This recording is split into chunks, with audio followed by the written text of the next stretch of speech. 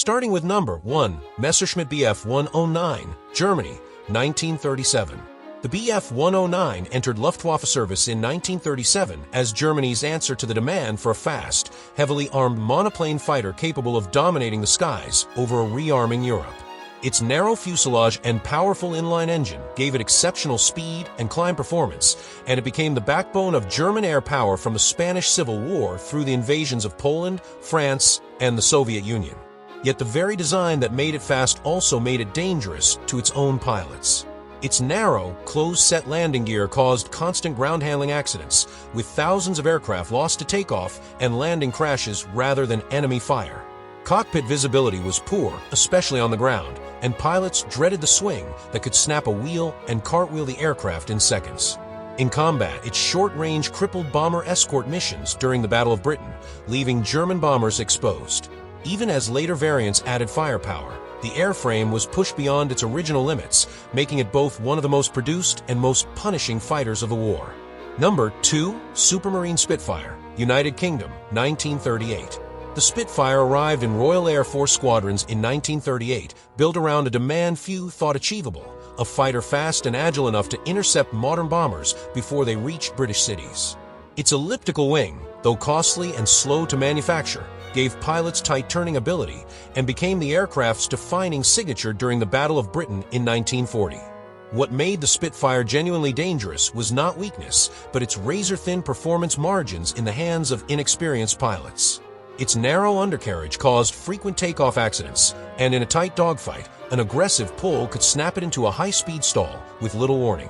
Fuel systems in early models were vulnerable to fire from a single well-placed hit, and pilots who bailed out over the channel faced a real chance of drowning before rescue arrived. Losses during the Battle of Britain were severe, with hundreds of aircraft and pilots lost in weeks. Despite these dangers, its combination of speed and maneuverability made it feared by German bomber crews for the rest of the war. Number 3, Mitsubishi A6M0, Japan, 1940. The Zero was unveiled in 1940 to solve a uniquely Japanese problem: how to give carrier aircraft enough range to strike across the vast distances of the Pacific while still outmaneuvering anything in the sky. Designers stripped away armor and self-sealing fuel tanks to achieve astonishing lightness, producing a fighter that could outturn every Allied aircraft it met in 1941 and 1942. That same sacrifice became its fatal flaw. Without protective armor, a single burst of gunfire could ignite the fuel tanks, and pilots nicknamed it a flying lighter once American forces learned to avoid turning fights and instead dive, strike, and disengage. As Allied pilots developed tactics exploiting this weakness over Guadalcanal and the Solomons, Zero losses climbed sharply, and Japan's pool of experienced pilots, never replaced quickly enough, began to collapse. By the war's final years, the same aircraft that had terrorized the Pacific in 1941 was being flown by poorly trained pilots into hopeless odds, some ultimately used in kamikaze missions, a grim final chapter for a fighter once considered unbeatable. Number 4, North American P-51 Mustang, United States, 1942. The Mustang was born from a British request in 1940 for a fast fighter, but its early Allison engine left it underpowered at altitude, dangerous only in that it left bomber formations unescorted deep into Germany. The transformation came in 1942 when engineers paired the airframe with the British Rolls-Royce Merlin engine, creating a fighter that could finally escort bombers all the way to Berlin and back. This single change altered the entire strategic bombing campaign, since American bombers had been suffering catastrophic losses to German interceptors over undefended stretches of their routes. The Mustang's danger to the enemy came from its long range and high-altitude performance, but pilots faced their own hazards. Its liquid-cooled engine was vulnerable to a single rifle-caliber hit, which could cause overheating and force a pilot down deep in hostile territory. Extended missions of 6 hours or more caused severe fatigue, and cramped cockpits offered little comfort. Still, by 1944 it had become the aircraft German pilots feared most, credited with breaking the back of the Luftwaffe's fighter force. Number 5, Focke-Wulf Fw-190, Germany, 1941. The Fw-190 entered service in 1941 as Germany's response to growing doubts about the aging Bf-109, built around a radial engine that traded pure speed for ruggedness and firepower. Its wide landing gear finally solved the ground handling accidents that plagued German fighters, and its heavy cannon armament made it devastating against Allied bombers. Pilots who flew it praised its roll rate and structural strength, qualities that made it dangerous to any Allied aircraft caught in a diving attack. But at high altitude, the air-cooled engine lost power rapidly, leaving it vulnerable to Allied fighters that could outclimb at above 20,000 feet, a weakness Allied tacticians learned to exploit by luring German pilots upward before engaging. Engine fires from the tightly cowled radial were also a persistent hazard, and pilots reported cockpit heat so intense that some flew with canopies cracked open despite the cold. Losses mounted heavily during the defense of the Reich in 1944 as inexperienced replacement pilots were thrown against overwhelming numbers, turning a once-feared fighter into a symbol of a collapsing air force. Number 6. Il-2 Sturmovik, Soviet Union, 1941. The Il-2 was designed in the late 1930s and rushed into production in 1941 to answer a desperate Soviet need, an aircraft that could survive the intense ground fire of the Eastern Front while destroying tanks, columns, and fortified positions. Its armored bathtub-shaped fuselage, wrapped directly around the engine and cockpit, allowed it to absorb hits that would destroy any conventional aircraft, and Red Army soldiers called it the flying tank. That heavy armor made it dangerously effective against German armor, particularly during the Battle of Kursk, where waves of Sturmoviks tore into panzer columns. Yet the same armor made it slow, sluggish, and nearly defenseless against fighter attack from behind, and early single-seat versions suffered catastrophic losses to German interceptors before a rear gunner position was added. Pilots described the aircraft as punishing to fly, heavy on the controls and unforgiving of mistakes near the ground. Despite losing more aircraft than any other type in Soviet service, over 36,000 were built, and its brutal effectiveness against German ground forces made it one of the most feared aircraft of the entire war.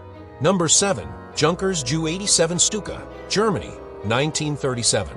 The Ju-87 Stuka entered service in 1937 built around a radical idea, a dive bomber that could deliver pinpoint strikes by plunging almost vertically onto its target before pulling away at the last moment. Its gull-shaped wings and fixed spatted landing gear gave it an unmistakable silhouette, and engineers fitted it with sirens that shrieked during the dive, a psychological weapon designed to terrify troops on the ground before a single bomb fell. During the invasions of Poland and France, it proved devastating against unprepared defenses, spearheading the blitzkrieg's speed and precision. That same specialization became its undoing during the Battle of Britain, where its slow speed and poor maneuverability made it easy prey for Spitfires and Hurricanes, forcing the Luftwaffe to withdraw it from daylight raids after suffering crippling losses. Pilots also faced the physical danger of the dive itself, as the extreme gravitational forces of pullout occasionally caused blackouts, and a dive recovery system had to be installed to prevent pilots from flying straight into the ground.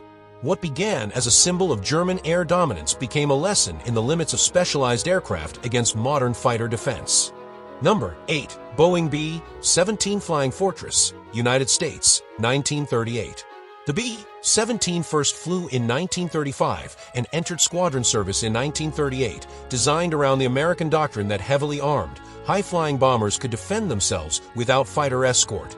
Its nickname came from the dense array of defensive machine guns bristling from nose to tail, and its rugged four-engine airframe earned a reputation for absorbing enormous battle damage and still returning crews home.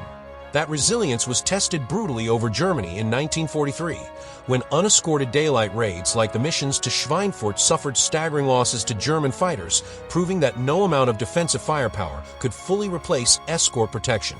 Crews faced extreme danger at high altitude, where temperatures could freeze exposed skin in seconds and frostbite caused more casualties than combat wounds on some missions. Flak bursts filled the sky over heavily defended targets, and a single hit to a fuel tank could turn the aircraft into a fireball within moments. Despite the losses, its ability to limp home on two engines with tail sections torn away became legendary, and it remained the symbol of the costly daylight bombing campaign against Germany. Number 9. Avro Lancaster, United Kingdom, 1942. The Lancaster entered Royal Air Force service in 1942, built to answer Britain's shift toward mass nighttime bombing after early daylight raids proved too costly against German defenses. Its enormous bomb bay, unbroken by internal structure, allowed it to carry loads no other bomber of the war could match, including the massive Grand Slam bombs used against reinforced targets late in the war. That capacity made it the backbone of the campaign against German industry, but nighttime operations carried their own dangers. Crews faced disorientation in total darkness, collisions with other bombers in crowded formations, and the constant threat of German night fighters equipped with upward-firing cannons that could destroy a Lancaster from below without the crew ever seeing the attack. Losses were severe, with total casualty rates among bomber command crews exceeding those of most other combat roles in the war. Gunners in the exposed rear turret endured temperatures far below freezing for hours at a time. Despite the danger, the Lancaster flew thousands of missions and became the most effective heavy bomber Britain produced during the war. Number 10. Messerschmitt Me 262, Germany, 1944. The Me 262 reached frontline service in 1944 as the world's first operational jet fighter, born from Germany's desperate search for a technological answer to overwhelming Allied numbers. Its twin-jet engines gave it a speed advantage of over 100 miles per hour compared to the best piston engine fighters, allowing it to strike Allied bomber formations and disappear before escorts could react. That speed made it extraordinarily dangerous to Allied air crews encountering it for the first time. But the jet engines themselves were unreliable and prone to catastrophic failure, with some suffering flameouts or fires after only a handful of flight hours, and pilots had to handle throttle changes with extreme care to avoid engine destruction. Its vulnerability came during takeoff and landing, when its speed advantage vanished and Allied fighters specifically hunted airfields to catch it at its weakest moment.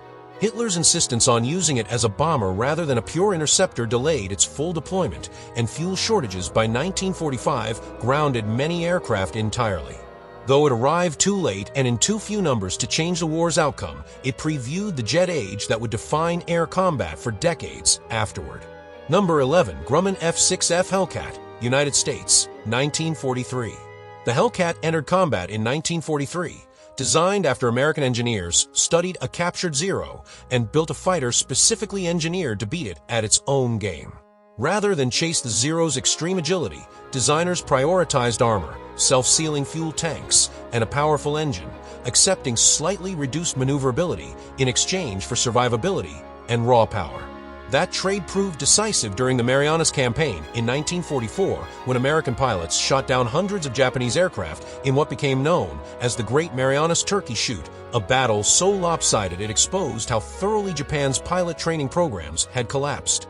The Hellcat's danger to the enemy came from disciplined tactics paired with superior firepower rather than pure agility, and it became the highest-scoring American naval fighter of the war. Its rugged construction meant pilots regularly returned from combat with heavy battle damage that would have destroyed lighter aircraft. By the war's end, it had achieved one of the most favorable kill ratios of any fighter in history, a direct result of matching engineering to a clearly understood enemy weakness. Number 12. Yakovlev Yak-3, Soviet Union, 1944.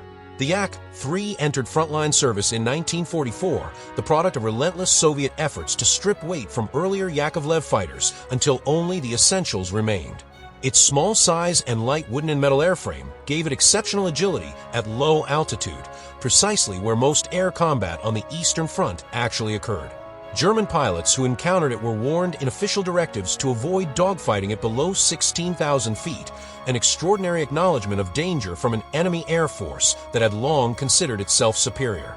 Its lightness came at a cost, however, since the airframe could not absorb battle damage, as well as heavier Western fighters, and a solid hit to its wooden wing structure could prove immediately fatal. Production quality varied significantly during wartime shortages, and pilots occasionally reported fabric skin peeling away from the wings during high-speed dives, a terrifying and sometimes fatal defect. Despite these risks, its climb rate and turning ability made it feared in close engagements, and French pilots of the Normandy-Neiman Squadron, flying alongside Soviet forces, praised it as one of the finest low-altitude fighters of the entire war. Number 13. Nakajima Ki, 84-8. Japan, 1943.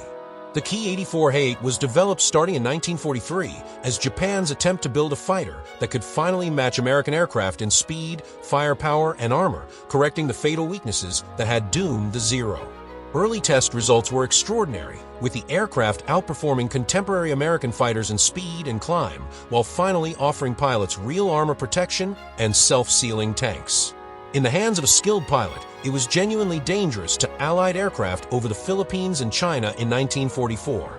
But Japan's wartime industrial collapse undermined the design before it could reach its potential, as shortages of quality alloys led to weak landing gear that collapsed on a significant percentage of landings, and rush production introduced engine reliability problems that grounded aircraft even when spare parts existed. By the time it reached full deployment, Japan's remaining pilots were largely inexperienced replacements rather than the veterans who might have exploited its performance. What could have been Japan's most dangerous late-war fighter instead became a symbol of a nation whose industrial base could no longer support its own best engineering. Number 14. Heinkel He-111 Germany, 1936. The He-111 first flew in 1935 and entered Luftwaffe service in 1936, publicly disguised as a civilian airliner to hide Germany's rearmament from international observers before its true purpose as a medium bomber was revealed. Its distinctive glazed nose gave the crew wide visibility for navigation and bombing, and it formed the backbone of Germany's bomber force during the invasions of Poland, France, and the early Battle of Britain. Its danger to enemy cities and infrastructure was significant during the London Blitz, but its inherent weaknesses became increasingly fatal as the war progressed.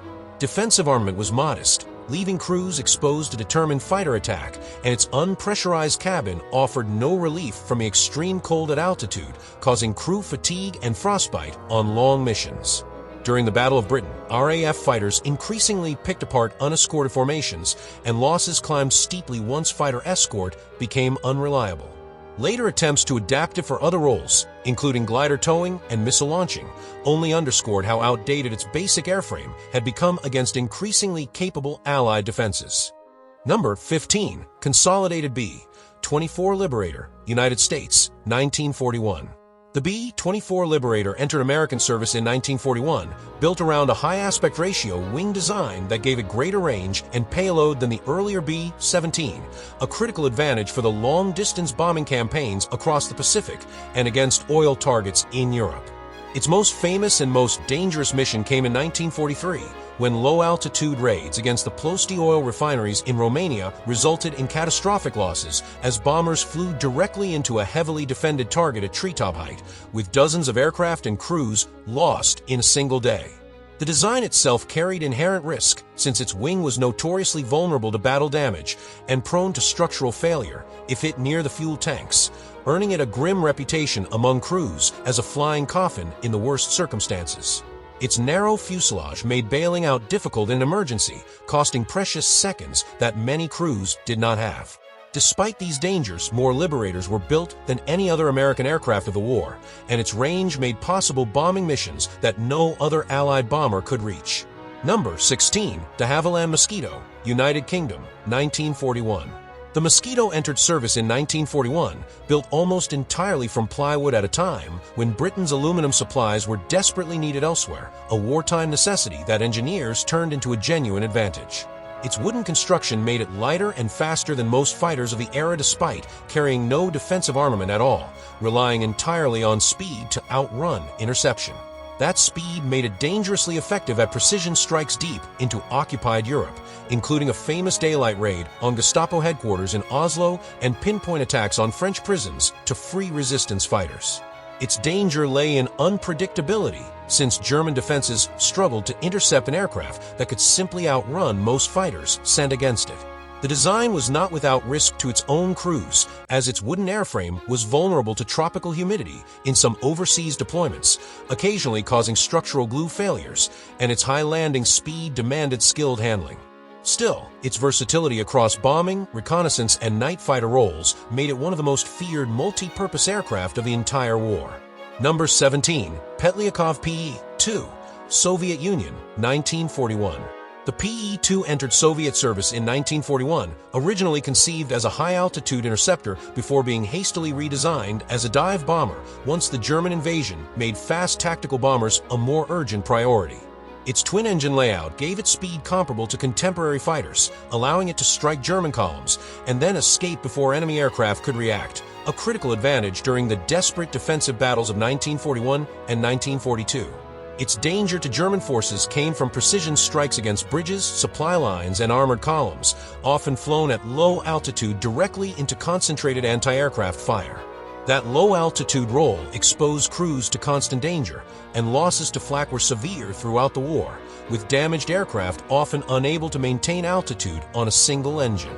Training accidents were also common, as its fast landing speed proved difficult for hastily trained wartime pilots, and stall characteristics near the ground claimed a number of aircraft before they ever reached combat. Despite this, it became the most produced Soviet bomber of the war, striking a crucial balance between speed and destructive capability on the Eastern Front. Number 18. Macchi C202 Fw, Italy, 1941. The Macchi C202 Fw entered Italian service in 1941, finally pairing a proven Italian airframe with a license-built German engine after years of underpowered Italian fighters had struggled against modern Allied aircraft. The result was a fighter with genuinely excellent handling and speed that surprised Allied pilots over North Africa and Malta, where it proved capable of matching Spitfires in maneuverability. Its danger came from skilled Italian pilots who exploited its agility in close combat, but the aircraft suffered from a critical weakness that undercut its potential: light armament of only 2 machine guns in early models, which often proved insufficient to bring down sturdier Allied aircraft even after a successful attack run. Italy's strained wartime industry also struggled to produce engines and aircraft in the numbers needed, leaving frontline squadrons chronically short of replacements. Pilots respected its flying qualities, but grew frustrated watching damaged enemy aircraft escape for lack of firepower. Though produced in far smaller numbers than its rivals, it remains remembered as the finest Italian fighter of the war, hindered more by industrial limitations than by design. Number 19. WW2 D520, France, 1940. The WW2 D520 entered French service in early 1940, arriving just months before the German invasion after years of delayed development left France's Air Force badly outdated compared to the Luftwaffe. Despite the rush timeline, it proved to be the most capable fighter France produced during the war, able to hold its own against the Bf-109 in speed and maneuverability when flown by experienced pilots. Its danger to German aircraft was real but tragically limited, since only a small number had reached frontline squadrons before France's collapse in June 1940, and pilots were often thrown into combat with minimal training on the new type. Supply shortages left many aircraft grounded for lack of spare parts even as German forces advanced, and the chaos of retreat destroyed aircraft on the ground before they ever engaged the enemy. Pilots who did fly it in combat reported it as fully competitive with German fighters, making its late arrival one of the war's clearest examples of a genuinely dangerous aircraft arriving too late to change a nation's fate. Number 20. Vought F-4U Corsair, United States, 1942. The Corsair entered American service in 1942, instantly recognizable by its distinctive gull-shaped wings, a design chosen to give ground clearance for an enormous propeller driven by one of the most powerful engines fitted to any fighter of the war. That power made it exceptionally fast and dangerous to Japanese aircraft once tactics matured, and Japanese pilots reportedly nicknamed it the Whistling Death for the distinctive sound of air passing through its wing root intercoolers during a dive. Early carrier trials, however, revealed serious dangers of its own, as poor visibility over the long nose and a tendency to bounce violently on landing caused so many accidents that the Navy initially restricted it to land-based Marine squadrons rather than risk it aboard carriers. Torque from its powerful engine could also snap the aircraft into an uncontrollable roll during a stall if a pilot was inattentive at low speed. Once these handling issues were addressed through modified approach techniques and landing gear adjustments, it became one of the most effective and feared fighters in the Pacific theater, remaining in production years beyond the war's end. Number 21. Kawanishi N1K Shurden, Japan, 1943. The N1K Shurden began development in 1943, converted from a floatplane fighter design into a land-based interceptor once Japan recognized its dwindling access to captured airfields across the Pacific.